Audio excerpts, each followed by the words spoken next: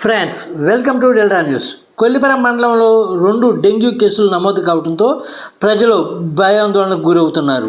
ఇక వివరాల్లోకి వెళ్లే ముందు ఇప్పటి వరకు మీరు మా ఛానల్ను సబ్స్క్రైబ్ చేసి ఉండకపోతే వెంటనే సబ్స్క్రైబ్ చేసుకోండి. అలాగే లేటెస్ట్ అప్డేట్స్ కోసం మా ఛానల్ ఫాలో అవ్వండి.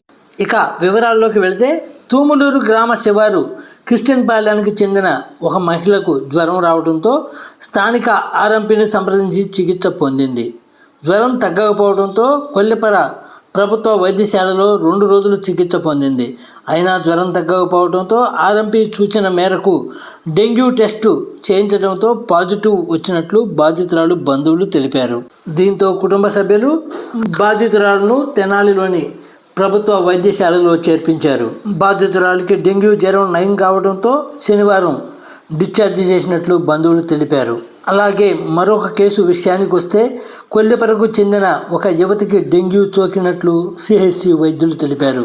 సిహెచ్సిలో కొద్ది రోజులు వైద్య సేవలు అందించిన అనంతరం యువతి బంధువులు మెరుగైన వైద్యం కోసం విజయవాడకు తరలించి ఒక ప్రైవేటు వైద్యశాలలో చికిత్స అందిస్తున్నట్లు తెలుస్తోంది. దోమల ఉధృతి ఎక్కువగా ఉన్న ప్రస్తుత తరుణంలో మండల ప్రజలు పరిసరాల పరిశుభ్రతపై దృష్టి సారించాలని డెల్టా న్యూస్ తరపున విజ్ఞప్తి చేస్తున్నాము.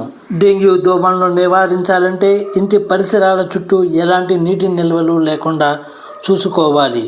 డెంగ్యూ దోమలు మంచినీటిలోనే పెరుగుతుంది అనే విషయం ప్రతి ఒక్కరూ గమనించాలి.